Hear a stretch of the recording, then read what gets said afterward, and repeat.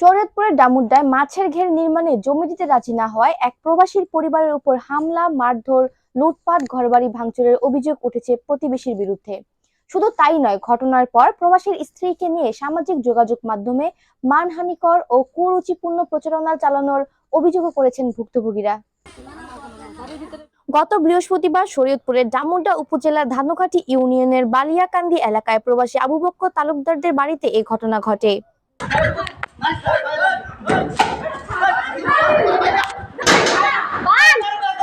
ভুক্তভোগী পরিবার ও স্থানীয়দের অভিযোগ, দীর্ঘদিন ধরে প্রবাসী আবু বক্কর তালুকদারদের জমি মাছের ঘেরের সাথে সংযুক্ত করার জন্য বিভিন্নভাবে চাপ দিয়ে আসছিলেন প্রতিবেশী সিরাজ তালুকদার, সৈকত তালুকদার ও টুটুল আহমেদ সহ আরো কয়েকজন।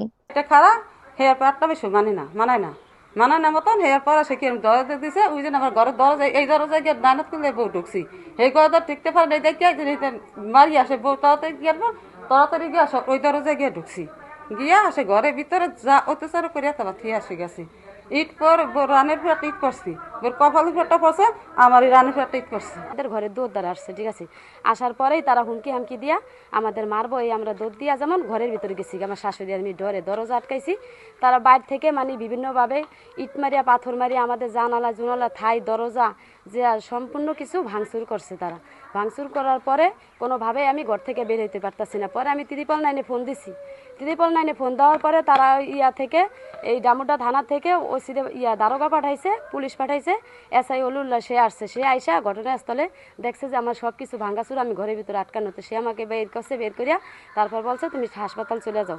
আমাকে আমার ছেলেকে করছে, আমার মেয়ে বাহিরে ছিল, আমার মেয়ে চিক করে দিতেছে যে মা আমার ভিতরে নাও।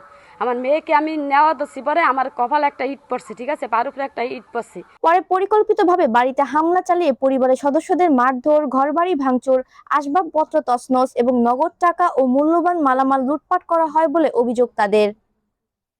পরিবারের দাবি, হামলার সময় নারী সদস্যদেরও মারধর করা হয় এবং পুরো পরিবারকে বাড়ির ভিতরে অবরুদ্ধ করে রাখা হয়। পরে জাতীয় জরুরি সেবা 999 ফোন করলে ডামুড্ডা থানা পুলিশ ঘটনাস্থলে পৌঁছে তাদের উদ্ধার করে হাসপাতালে ভর্তি করে। এদিকে হামলার ঘটনার পর সামাজিক যোগাযোগ মাধ্যমে প্রবাসী স্ত্রীকে নিয়ে অশালীন, কুরুচিপূর্ণ ও মানহানিকর বক্তব্য ছড়িয়ে সামাজিকভাবে হেয় করার চেষ্টা করা হচ্ছে বলেও অভিযোগ করেছেন পরিবারের সদস্যরা। তারা জানান, এসব পোস্টের স্ক্রিনশট সংরক্ষণ করে আইনগত ব্যবস্থা নেওয়ার প্রস্তুতি চলছে। অন্যদিকে অভিযুক্ত সৈকত তালুকদার মারধরের ঘটনার কথা স্বীকার করলেও হামলার অভিযোগ অস্বীকার করে ঘটনার পেছনে ভিন্ন কারণ রয়েছে বলে দাবি করেন।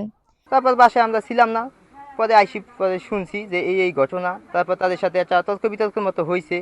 আমরা আইসিয়া তাই দেখি তারা মানে মৌমাছি তাকে ঝিলমাইয়া ঘরে ঢুকছি। তারপর আমরা ইট পাটকেল ধরিয়া তাদের গায়ে মারছি। ওই সময় তো আমরা স্পোর্টে আইসা আমাদের শরীর গরম থাকবে, তারপর তাদের মারছি। তারাই কিন্তু আগে মৌমাছি তাকে ঝিল মারছে, এই কারণে তারা আমরা ইট পাটকেল মারছি আমরা শিকার যাই, কিন্তু তারা এই হামলা আগে করছে, এই কারণে এগুলো হয়েছে। ডামুড্ডা থানার ভারপ্রাপ্ত কর্মকর্তা মোহাম্মদ জাহাঙ্গীর আলম জানান, জাতীয় জরুরি সেবা 999 ফোন পাওয়ার পরপরই পুলিশ ঘটনাস্থলে গিয়ে প্রবাসী পরিবারকে উদ্ধার করে হাসপাতালে পাঠায়। তবে এই ঘটনায় এখনো পর্যন্ত কোনো লিখিত অভিযোগ পাওয়া যায়নি। অভিযোগ পেলে তদন্ত সাপেক্ষে আইনগত ব্যবস্থা নেওয়া হবে বলে জানিয়েছেন তিনি। একদিকে জমি নিয়ে বিরোধ, অন্যদিকে হামলা, লুটপাট ও সামাজিক যোগাযোগ মাধ্যমে মানহানিকর প্রচারণার অভিযোগ, সব মিলিয়ে ঘটনাটি এলাকায় ব্যাপক চাঞ্চল্যের সৃষ্টি করেছে। এখন ভুক্তভোগী পরিবারের প্রত্যাশা, সুষ্ঠু তদন্তের মাধ্যমে দোষীদের বিরুদ্ধে দ্রুত আইনগত ব্যবস্থা নেওয়া হবে।